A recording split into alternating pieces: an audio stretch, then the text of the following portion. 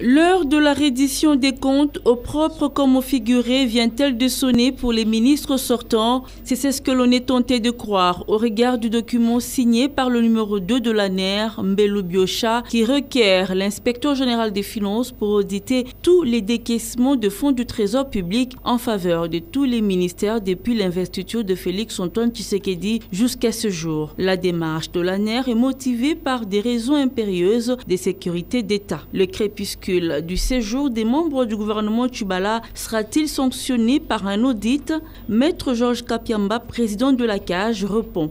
La CAGE, nous avons fait un plaidoyer auprès du Premier ministre Ilunga Ilukamba pour qu'un audit soit d'abord fait sur la gestion des crédits budgétaires alloués à tous les ministères, parce que nous détenons des informations qui établissent que beaucoup de fonds ont fait l'objet de détournements pour servir les intérêts des individus. Nous avons apporté notre soutien total à cette action d'enquête et d'audit mise en branle par l'Agence nationale de renseignement. Nous avons fait même une déclaration dans les réseaux sociaux pour nous féliciter du fait que, en s'engageant dans la lutte contre la criminalité ou la délinquance économique, l'ANR a compris qu'il faut jouer son rôle en tant que service engagé dans la lutte contre les actes de corruption, d'enrichissement illicite et de détournement des fonds publics. Est-ce la preuve de la bonne gouvernance et la fin de l'impunité? En tout cas, ça y ressemble fortement. Cette démarche apparaît comme un signal fort sur le front de la bonne gouvernance, estime Maître Kapiamba Georges.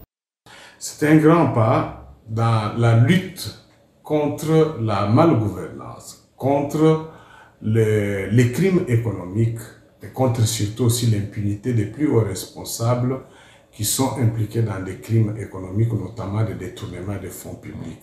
Survenons à la lisière du premier gouvernement de la 3e législature de la 3e République, cette démarche devrait sonner comme un avertissement sans frais aux futurs ministres et plus généralement aux mandataires de l'État avant même leur entrée en fonction. Ils savent désormais à quoi s'attendre. Au regard du désastre causé par l'impunité et la dilapidation des fonds publics, le jeudi dernier, le parquet financier pris la Cour de compte a annoncé les couleurs. La juridiction financière s'en va en guerre contre tous les détourneurs des deniers publics.